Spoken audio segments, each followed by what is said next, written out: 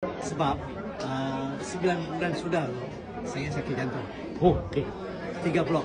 Ha. 80%, 80%, 80%. Okey. So, pasal tu sebelum tu saya ulang alik sedang dalam hospital lah. Hospital mana tu? Hospital Oh, tak sedang. sebut. Okey, sorry. So, saya ulang balik, ulang, tak ada solution. Tak ada solution. Berapa lama ulang-ulang tu? Lebih kurang? Setahun. Setahun, okey. Terus kan? Setahun.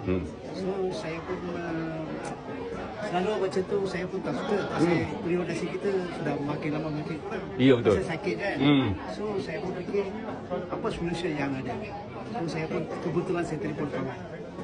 Kedai teknik lah. So, dia beritahu saya, Uncle, why not you datang sini BE, ada satu company, ada jual barang. You mari tengok dulu. Tak payah beli dia kata. Mari dulu dan tengok, dengar dulu, baru you beli. So, saya pun datang lah.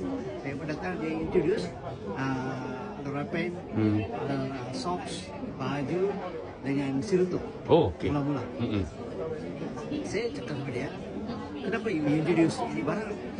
Tak guna, pakaian apa boleh buat? Oh, tak ada, pakaian ni dia boleh buat mencecairkan darah kita dan sempurna lah. Darah tu sempurna, baru you boleh makan itu hardnya barang.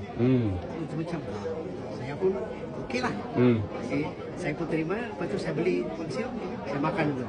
Lepas makan tu, lepas pakai tu, saya rasa selesa lah. Penat tak ada, macam ada aktif sikit. Lepas bulan tu, saya baru konsum untuk BP. Oh, okey. BP saya ambil 6 kotak. 3 kotak saja sudah clear saya punya masalah jantung. 80%.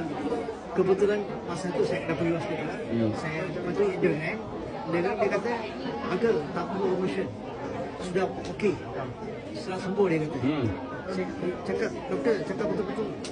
Kebetulan masa tu ada tai kusam, saya naik tangga. Lalu ke 47 tangga. Naik tai kusam lah. Saya pun boleh naik, turun. Baru saya tahu, memang betul lah apa yang doktor cakap.